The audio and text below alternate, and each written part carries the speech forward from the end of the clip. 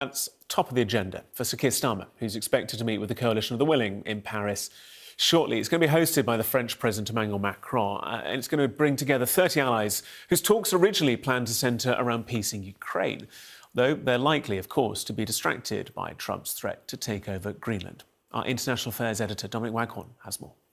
Mette Frederiksen, the Danish Prime Minister here in Copenhagen earlier, said that she thinks that Donald Trump is serious about wanting to acquire Greenland, and she warned him against it in no uncertain terms. She said if America makes a move on Greenland, which is an autonomous part of Denmark, therefore, part of the European Union, if you like, part of a NATO member country, she said if America makes a move in any way on Greenland in a way that's not welcome, then that is the end of everything. I think she said it could be the end of NATO. She said if a NATO member country attacks another NATO member country, then all bets are off. And despite saying that, Donald Trump then went back to double down on what he was saying about Greenland, saying he absolutely must have it. America must have it for national security reasons, for means of America's defence.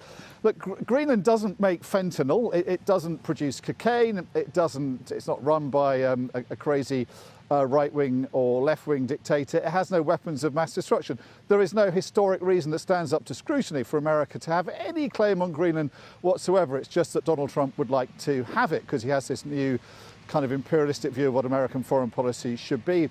And the Danes point out that, if he's concerned about national security and defence, well, it's already got one military base on Greenland, America. It's entitled to ask for another one if it wants to.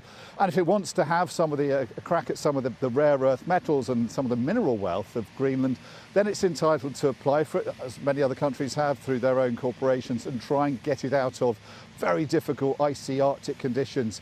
And American companies have been trying to do that for some time alongside many others. So the Danes and the Greenlanders as well, apart from a very small minority of Greenlanders, say it makes absolutely no sense for Donald Trump to try and acquire Greenland.